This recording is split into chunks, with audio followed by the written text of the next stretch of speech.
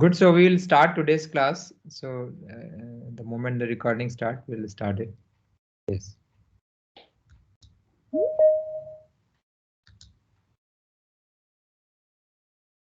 So we were discussing about computer-aided manufacturing, and the most important aspect that we discussed in the last class is the facility automation and the manufacturing support system automation. And then we have understood what kind of interaction computer have with the physical machines and what role the computers are playing in the manufacturing support system. So we have seen that these are some of the applications.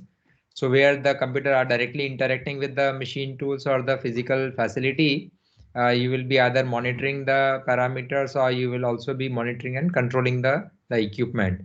While on the other side, when we talk about the use of computers in the manufacturing support applications, there you will have computers with a software application which will help you in doing an NC part programming, production scheduling, material requirement planning, and so on. So today, again, we'll spend some time in understanding the basic type of production systems. And then we will be talking about the smart manufacturing and then we'll start the basic controller learning.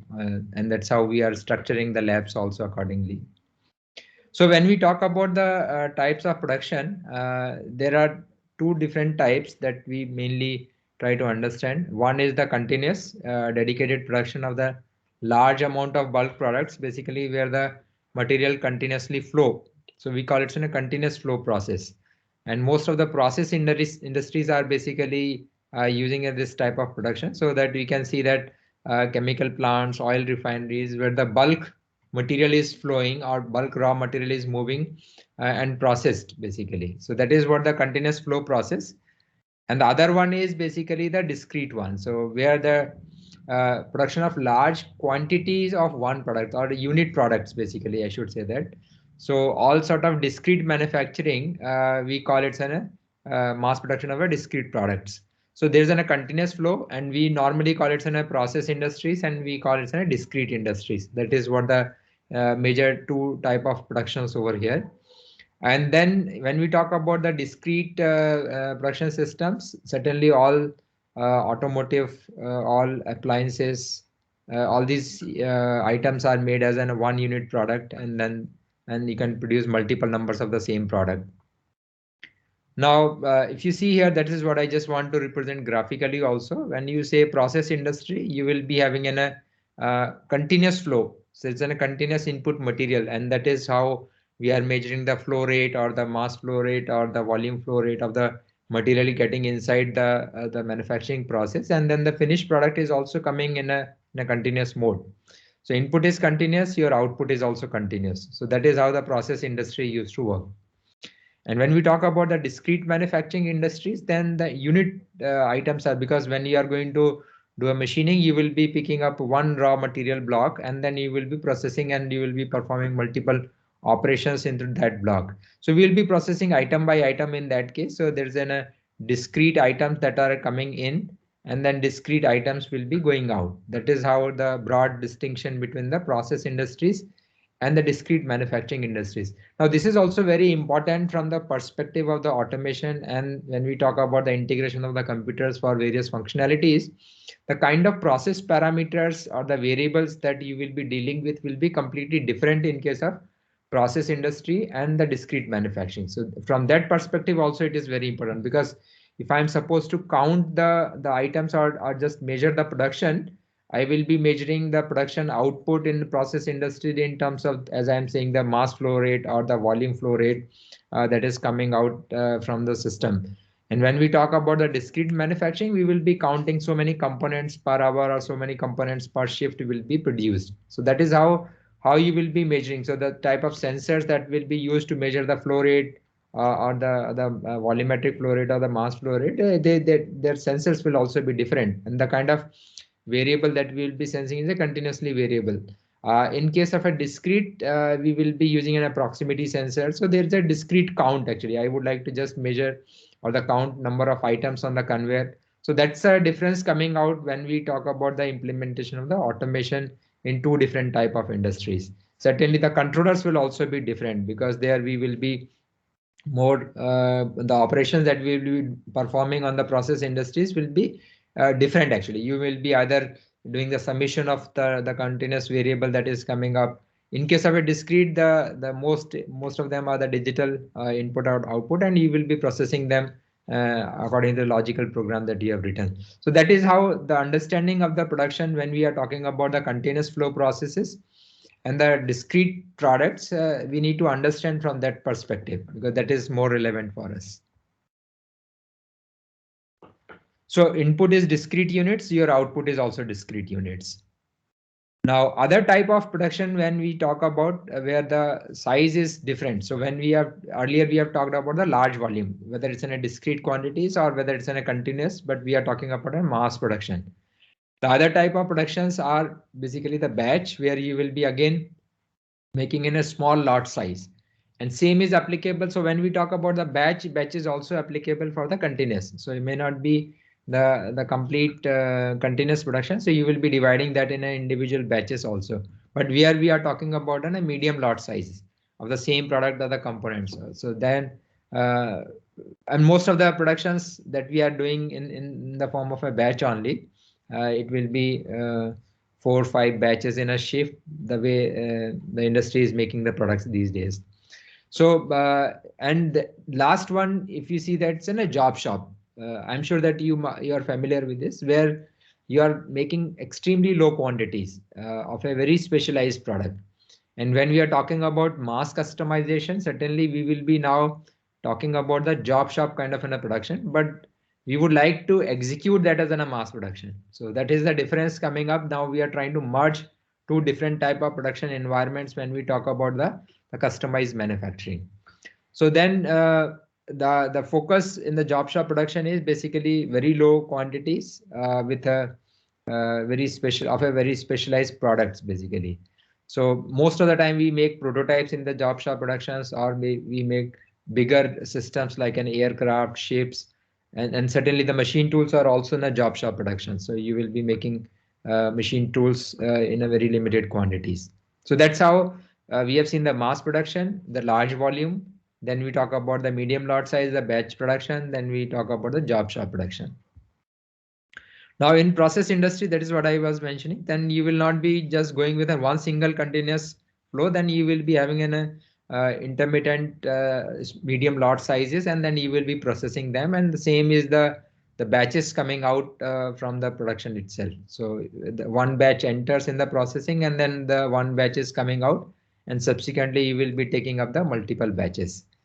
And same is in the discrete. Now again here the number of units that we are taking in the form of batches only. So one batch is now taken as an input, then the second batch, and subsequently the output is also coming out in that fashion.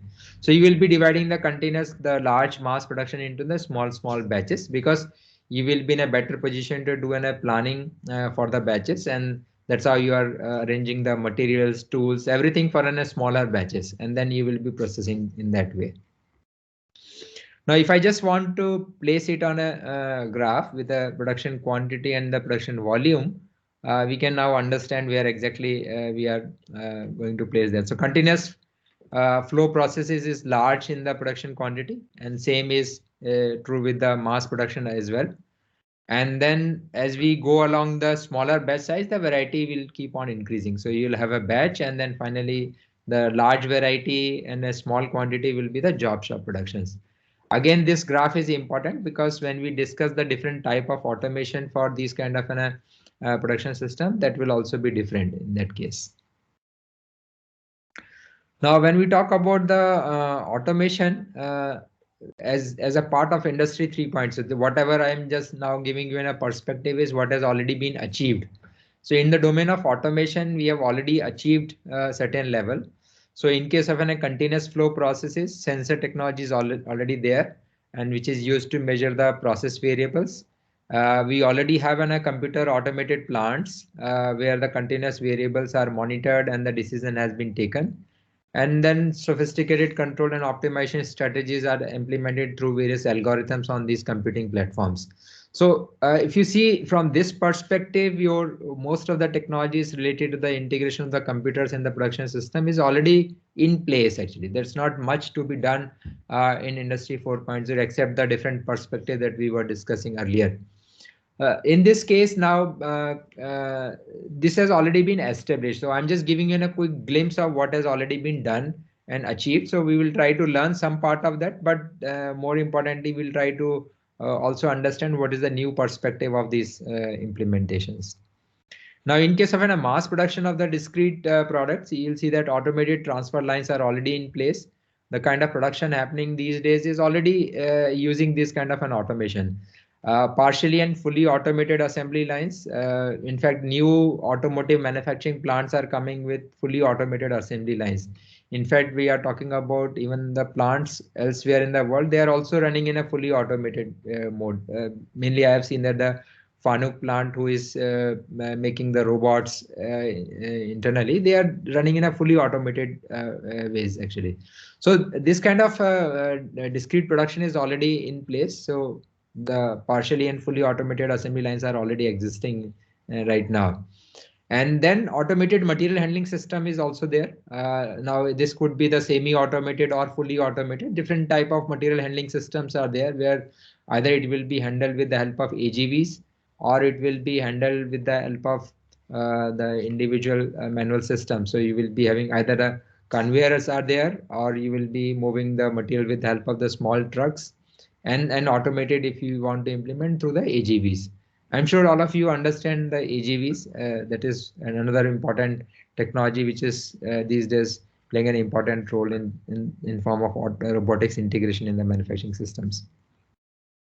Now, when we talk about the batch productions, these technologies are already in place. So we already have NC, CNC, DNCs implemented. You have an adaptive control machining, you have robots, you have computer integrated manufacturing systems in place. So these technologies are very well established in last almost 30, 40 years, and they are already in use in the industry. And when we talk about the job shop production, certainly most of the time we are using the numerical control machines. So just to give you a quick glimpse of the level of automation is already in place and industry is already using them.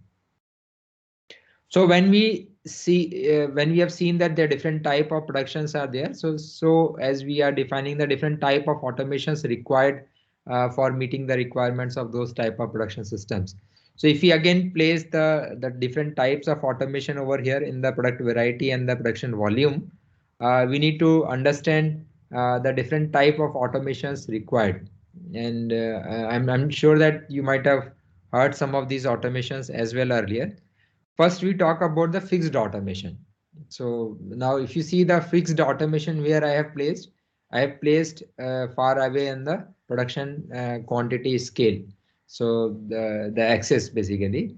So anybody would like to explain what exactly you understand with the fixed automation?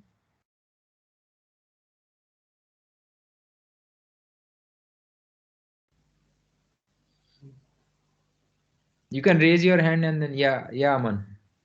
So in fixed automation, the product is in a fixed position and other manufacturing items are going to like ship buildings or aeroplane building where the object is fixed and other manufacturing products are coming towards that for manufacturing. No, this is not correct. That is different meaning. So job shop we normally call what you are explaining. When we say fixed automation has a different meaning. Can anyone else attempt? Yeah, Sachin. Sir, in fixed automation, we can produce mass production of a product. That is true because we can see we are already placed it in the on a x axis far away, and that indicate that a large production quantity is there. So the flexibility is very less in the production. Automation, if we try to understand what you are explaining is fine because we want to produce in a large quantity. And second thing, what you are saying, we have a limited flexibility that is coming from the terminology itself. It's in a fixed automation. But if I try to understand from an automation perspective, what exactly you visualize basically when I say fixed automation? So it basically for the particular product means the whole automation is whole manufacturing process is for particular product only. Correct. There Correct. is That less is also flexibility. fine. Yeah, because you are saying you have a very less flexibility into that. So in Yes. terms of the sequence of operations that can be done with the fixed automation is fixed at the time of the design of the systems actually. So whenever you are designing in a machine for fixed automation, you will be fixing the kind of operation it can do. There is not much flexibility to change the sequence of operation in that kind of systems. So that is what is known as fixed automation, and most of the special purpose machines, SPMs basically, they fall into this category. So our objective at that point of time is to minimize T1, what we were discussing, the time spent on each product in manufacturing. So they try to combine and then fix most of the operations in the machine itself, so that they're fixed by the design itself. You don't have any provision to alter that sequence or the kind of product that you can make on those kind of systems. So that is what is the fixed automation. So we'll discuss that. So second, what you are saying is the flexible automation system. And then we also have a programmable automation system. So now let's try to understand the difference between the flexible and the programmable. Can anyone else would like to attempt it?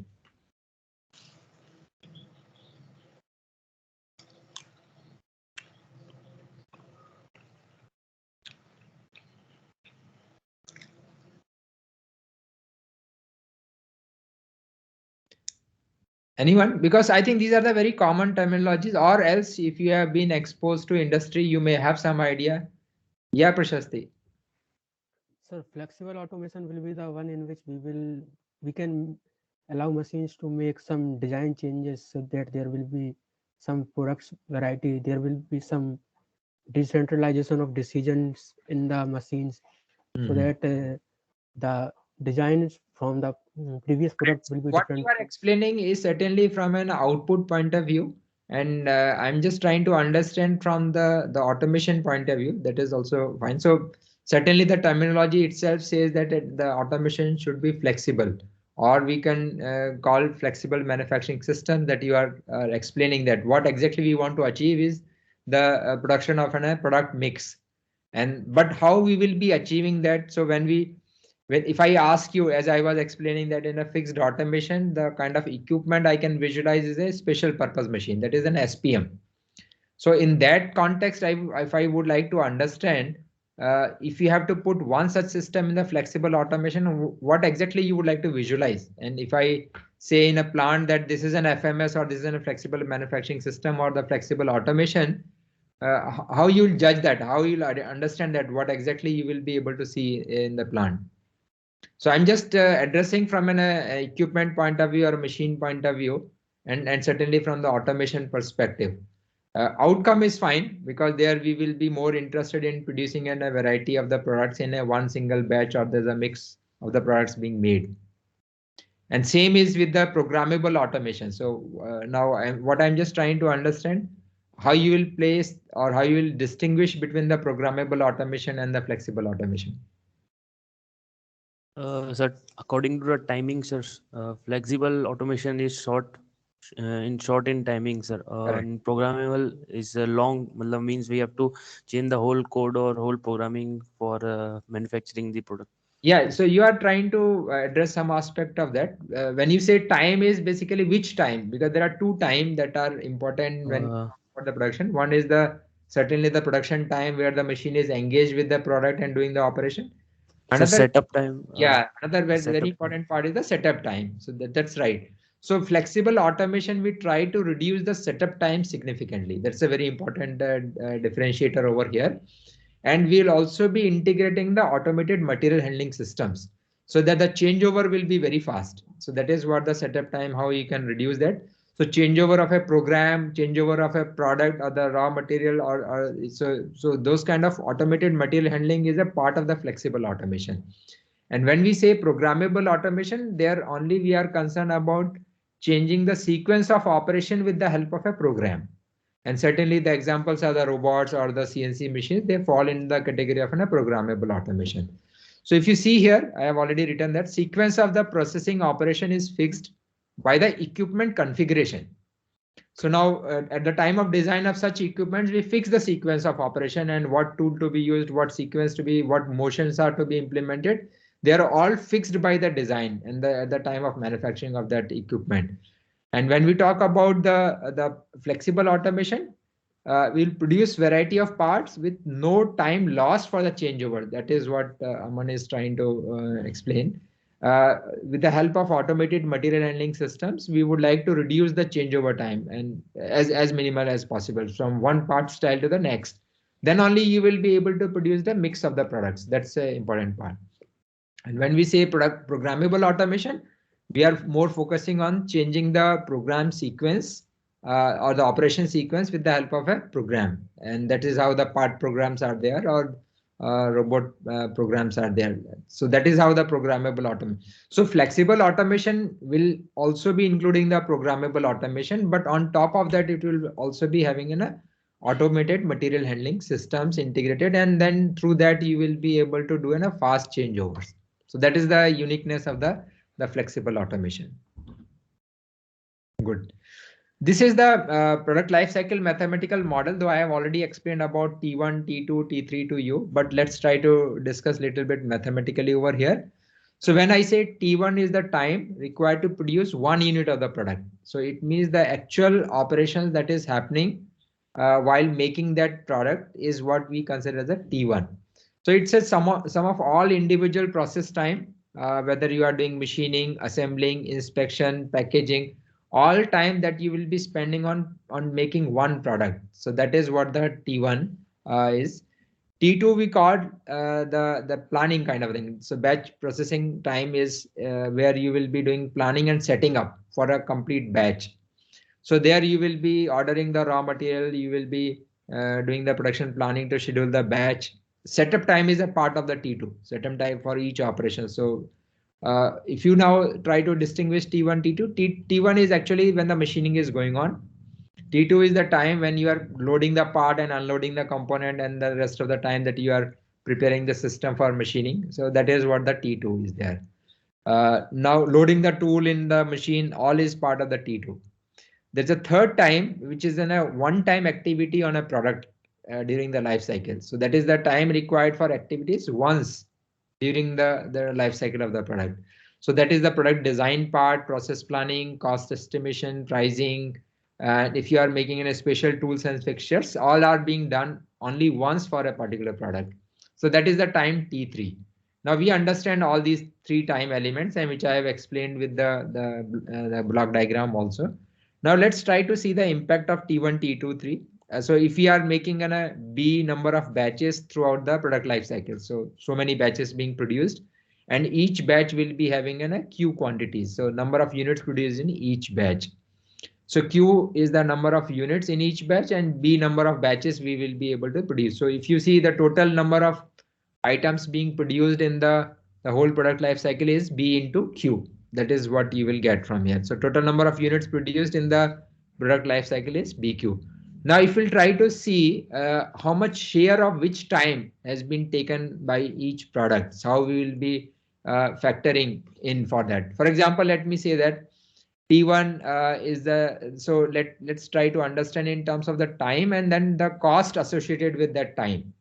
So if I say that T1 is the time that I will be spending on one product, let's say that it's a 3 minutes. Then I will be spending time 2 hours in preparing the batch. So T2 will be 2 hours. And 3 months is the time that I will be spending in designing the product and process planning, costs, everything. So all one-time activity that we see that it will be T3 is the 3 months actually. Now, if you see 3 minutes, 2 hours, 3 months, now how you will be taking into account when you are deciding the cost of a product. It means that the cost of the time that you are spending, you will be again accounting for that. But now I'm making a total BQ products in the whole product life cycle.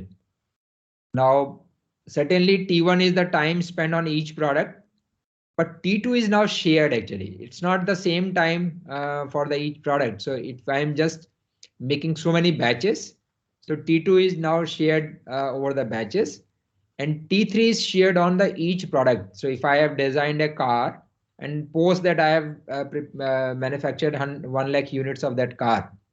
It means that whatever time or cost that I've spent in 3 months is now shared by 1 lakh units.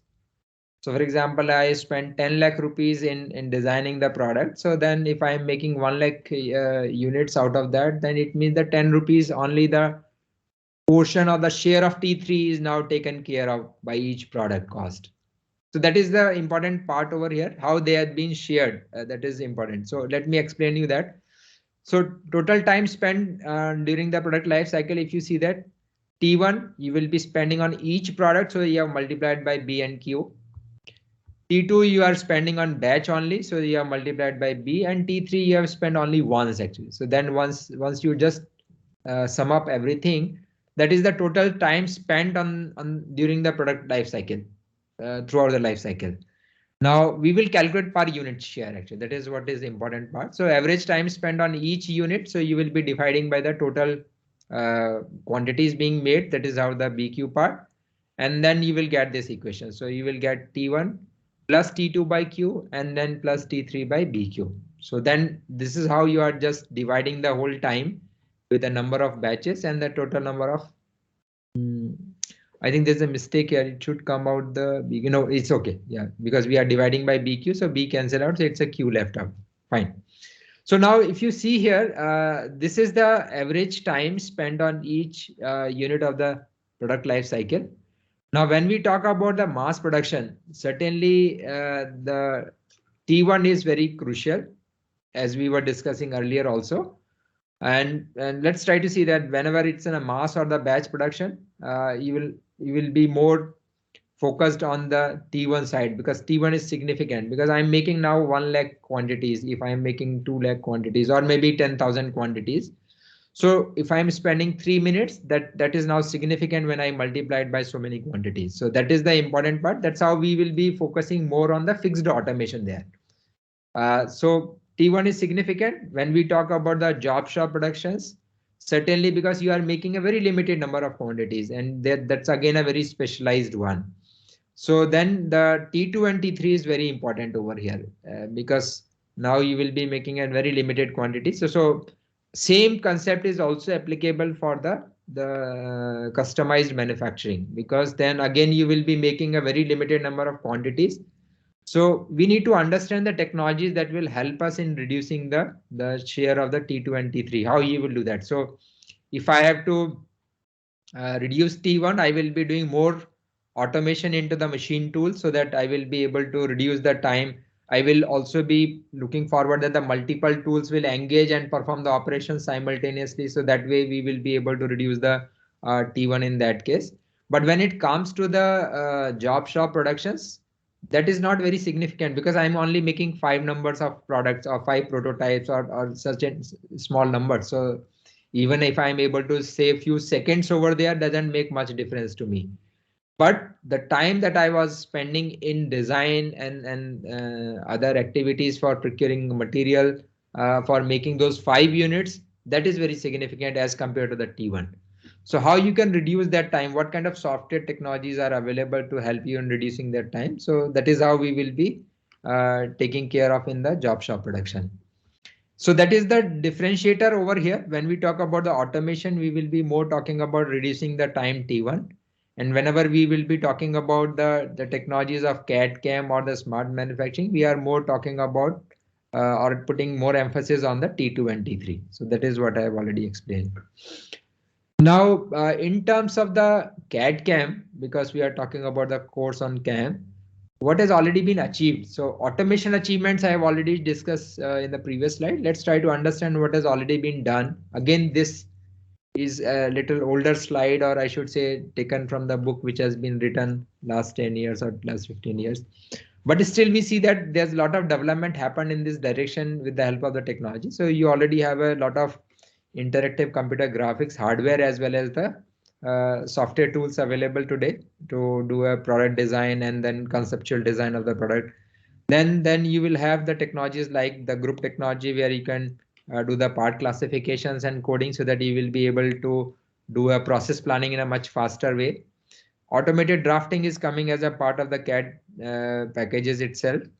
You will be maintaining the databases of the informations that will help you in accelerating the production activity. See, earlier you will be referring to the handbooks and other. So for example, if I have to find out the cutting parameters for a particular tool, so that kind of information is now readily available with the help of the databases that are being maintained for the manufacturing systems.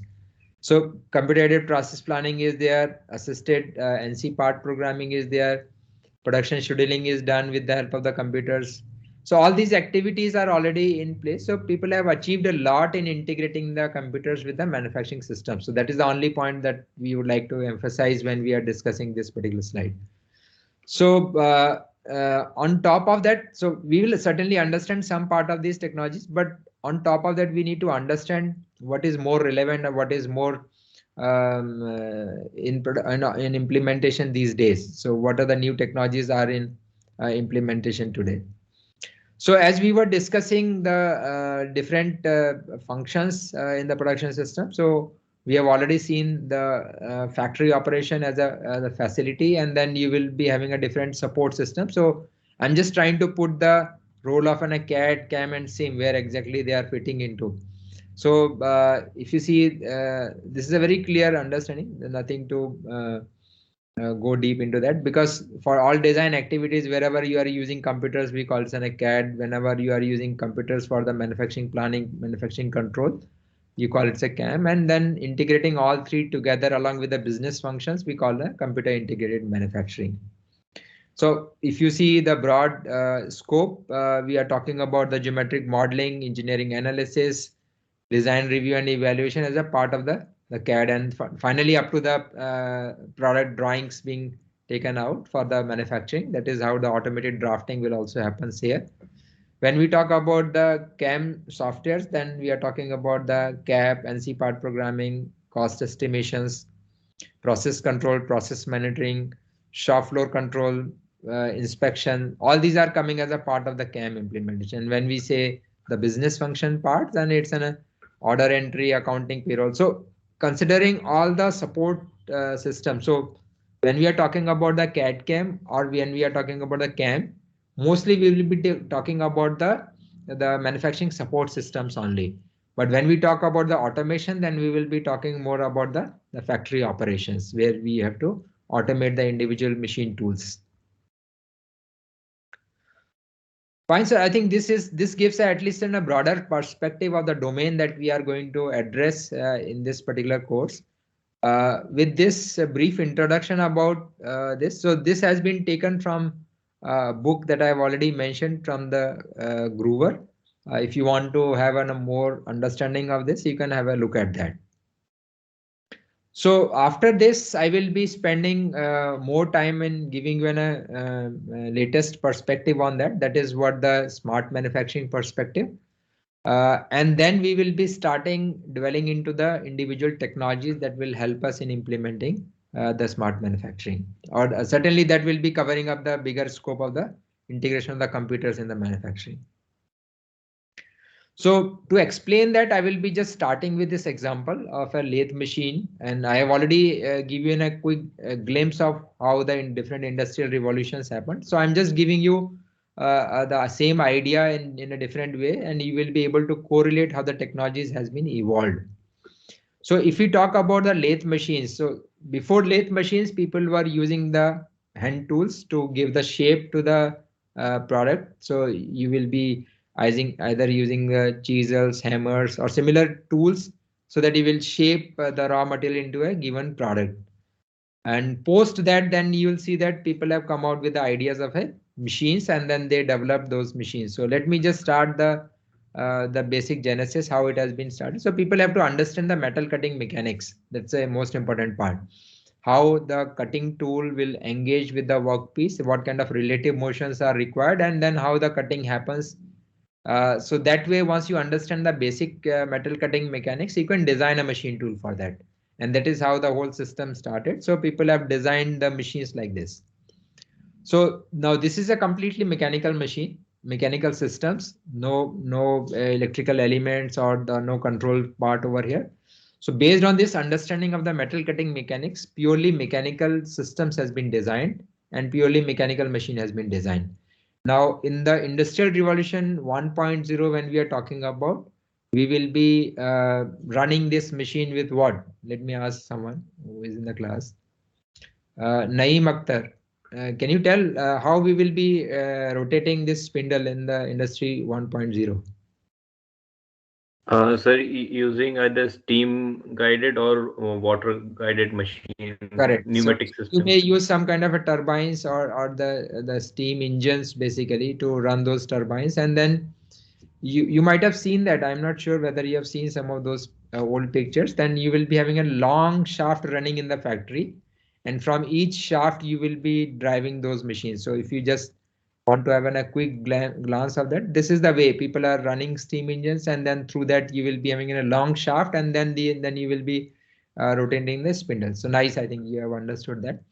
So what I'm just trying to give you an idea, this is a complete mechanical system. There is nothing in the electrical, no electronics, no computing, nothing. So this is a system which is equivalent to what people have come out in the industry 1.0. So if I have to develop a machine, lathe machine in the industry 1.0 revolution, I would be ending up in getting a similar kind of a system. Now what happened? So here you are giving the relative motions. So all the motions are being generated and then coordinated by the mechanical movement. So operator is certainly the one who will be running this. So you will be giving in a rotation with the help of this shaft. Then you will be controlling the depth of cut and the feed. So these are the manually coordinated motion. So that is how the operator is running this equipment. Now, when we talk about the industry 2.0, that is how you see the lathe machine has changed now.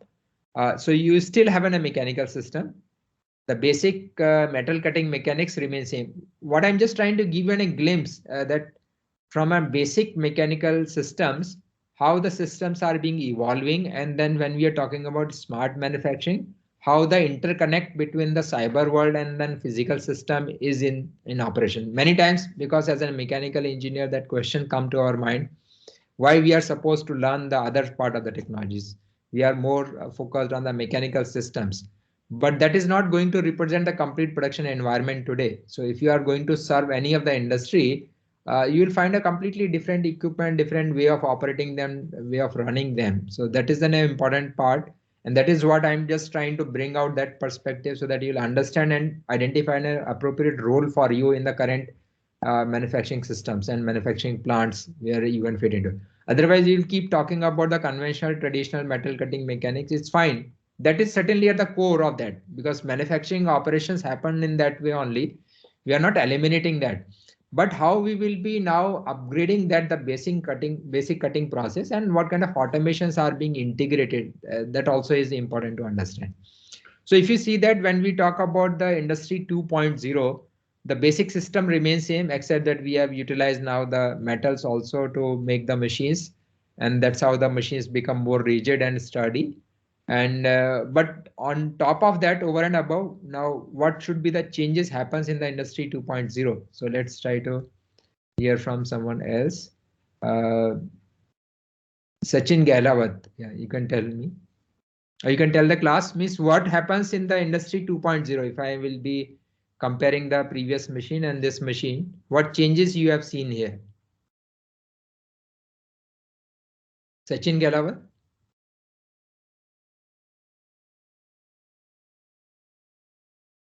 Sachin, are you there?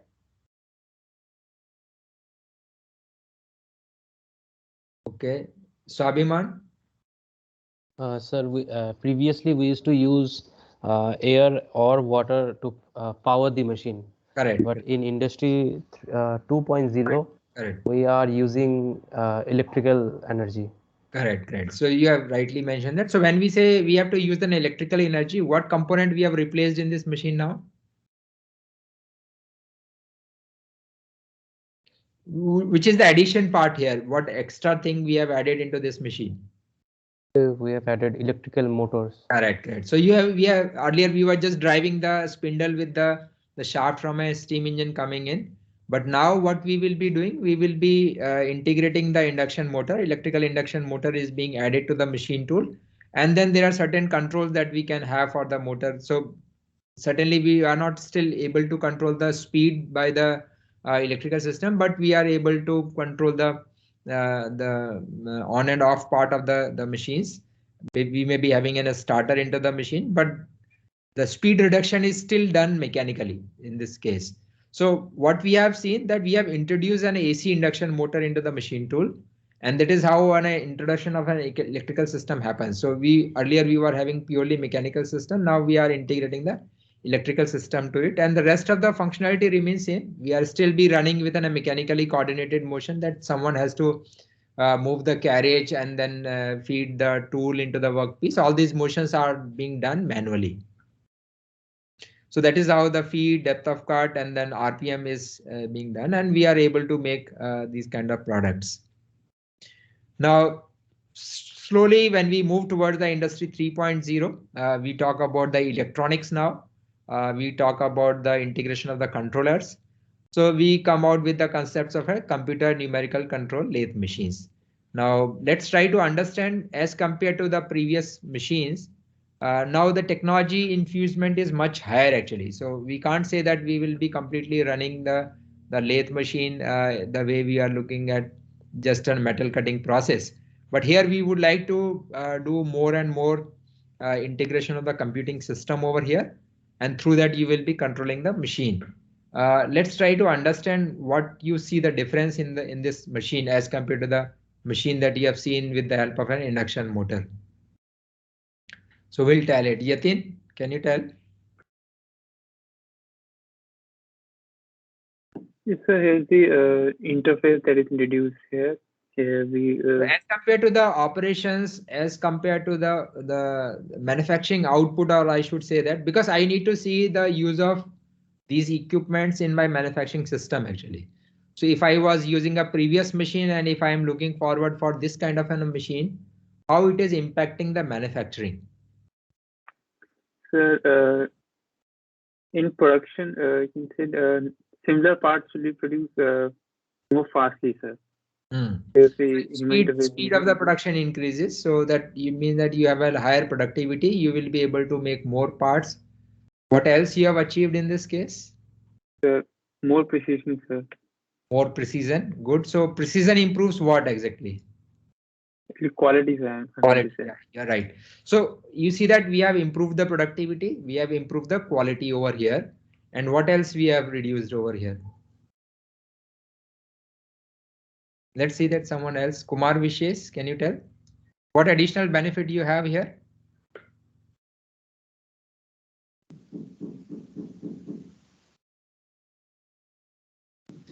Sir, we can give the inputs using electronic interface. Correct. So that is fine, but we have seen that there's a productivity increase, there's a quality increase. What an additional benefit you will see when you have this kind of machine over the machine we are discussing previously? Lot of operator fatigue reduced actually. If you see here, earlier the operator was continuously engaged basically while making a component. And as we were discussing in the semi-automated and fully automated systems, here the operator is not fully engaged. Once he just load the part into the machine and then load the program into the controller, the part is being produced. He is completely free from the job, and he is able to manage multiple such machines very easily. And later on, with the integration of even the machine tending kind of a robots into this, the part loading and unloading can also be done with the help of the robots.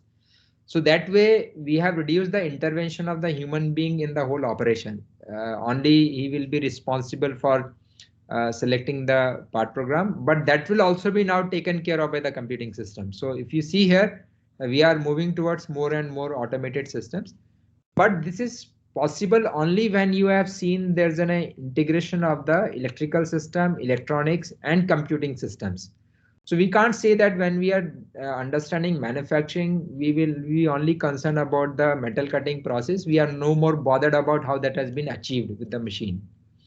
So that is the point I'm just trying to highlight. As an engineer who is responsible for understanding the computer-aided manufacturing, is also responsible for understanding the technology that makes it happen. We can't say that I don't know what is servo motor, I don't understand what is the PLC, I don't understand what is the motion controller, and I'm just more focused on how the metal cutting happens. So that scenario has to change. So once you understand that perspective over here, certainly then you will be able to understand the industry 4.0 better.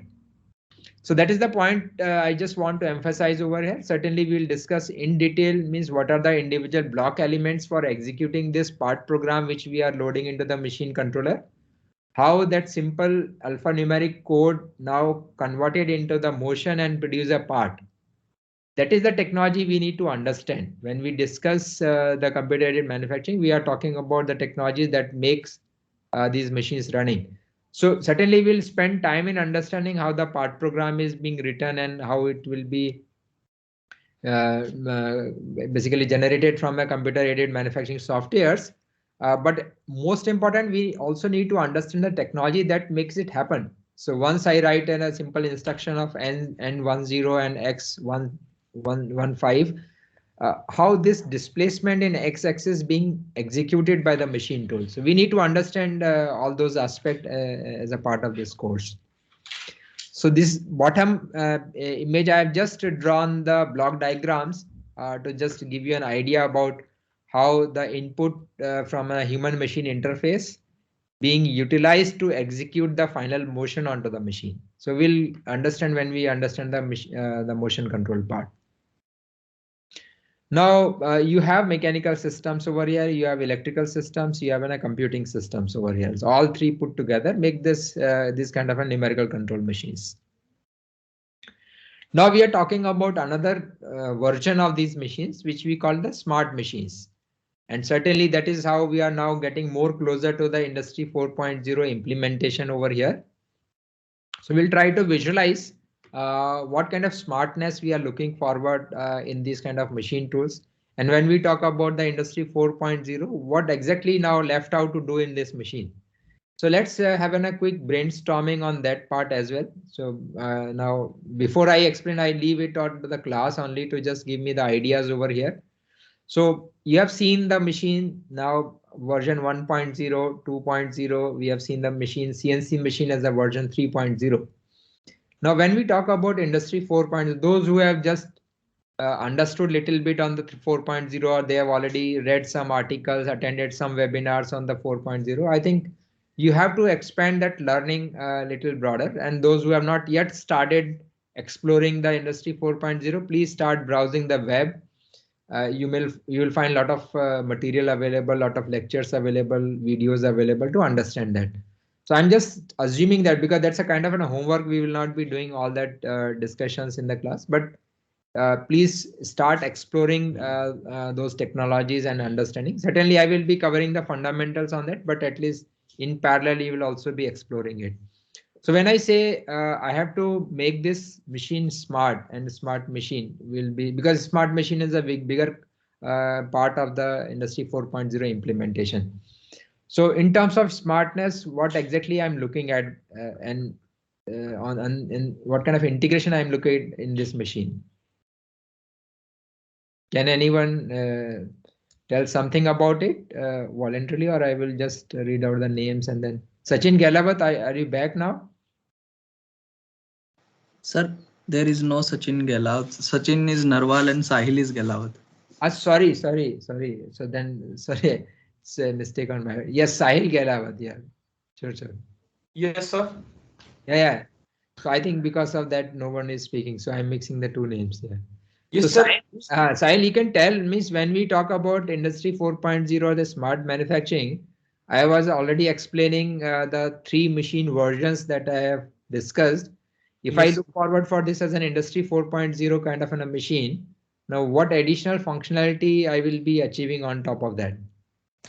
Sir, apart from that, I think some decisions that machine can take from itself. Correct. These are in industry 4.0. Good. Like in minimizing the power requirement and these all other things, sir. Great. So you guys are quite smart and understanding all these technologies very well. Thanks. I think you given a right input on this. So what we want to do now, we want the machine to understand and take some decision on its own. So we normally make the machine self-aware. We want the machine to be self-aware of what is happening. Rather than operator come and see that, yeah, this parameter is not rightly maintained, so that the machine will also take its own decisions basically. So that is one part that will impact the quality of the product that is coming out, because it will be trying to run in on optimum cutting conditions most of the time. What else we will be trying to do here? So we want the machine to learn. Yeah, machine to learn, certainly. We would also like to reduce the downtime of the machine. That's a very important part over here. So we need to do some analysis of the sensor data, and which will help us in getting some indication of the anomaly that is coming out in the machine. So that's what we call the predictive maintenance. So we would like to predict that when this particular component is going to fail or the wear out, which is also going to impact the quality of the product that is coming out. So all those kind of analysis can be done in parallel, and then we will be able to predict the situations that are supposed to come. So that is what we are looking at. And there are many more services that are being built up on this kind of an database integration with the physical machine tools. So we will be certainly discussing all those aspects as we go along. But our emphasis here is that to improve the product quality, we would also like to monitor the machine health so that any sudden breakdown should be taken care of. And then we'll also be guiding, because this version that I am talking right now is still operated by a human operator. There's another variant possible where you will be running through the CNC machine. So we can also do the similar data integration with the CNC machine. So what I'm just trying to bring out the perspective, we need to address both the legacy machines as well as the automated machines. So when we talk about the data integration, it should happen with both the type of machines. So here I'm looking forward that if I will be able to guide an operator on certain parameters, certainly when it is in a CNC machine, we will adjust those parameters in the machine controller itself. We'll write those programs and algorithm in the machine controller, or it will be connected with some edge hardware to control the machine controller. Through that, I will be optimizing the parameters. But when the person is operating this machine, I will like to give some guidance to this operator. So these are the kind of services or the functionality I will be looking forward when we talk about the smart machine. And as a part of that, I need to do some integration with the machine on the sensor level. So that is what the parameter that you will get. So these are all data source for you. All these individual parameters are the data source which you will be analyzing and processing. So I will be integrating a vibration and temperature sensor over here, monitoring the capturing the RPM over here. Then I will be adding a controller, because whenever you have a sensor, you need to take that signal into the controller, because that's a way that you will be able to utilize that data. You will be able to capture that data, and then you will be able to communicate that data to another system which will be analyzing this data. So you need to have a gateway, IoT gateway. So I will be discussing all these individual blocks as we go along. And from there, you'll also be adding so I have just shown that I have added an energy meter to monitor the energy consumption, because that's also a very valuable parameter to see that the condition of the machine or the health of the machine also. And as we are looking forward to reduce the energy consumption of an individual component. So with this kind of a perspective, I will be looking forward to build a more smarter systems. And that is what the state of art today, and then the similar technology integrations we are looking forward is coming in the Industry 4.0 domain. So I think with this, I'm just stopping my slides for now. Just quickly finalize, let me see the inputs that all of you have submitted for the lab timings, because before the class, I was just looking at the table. But let me see that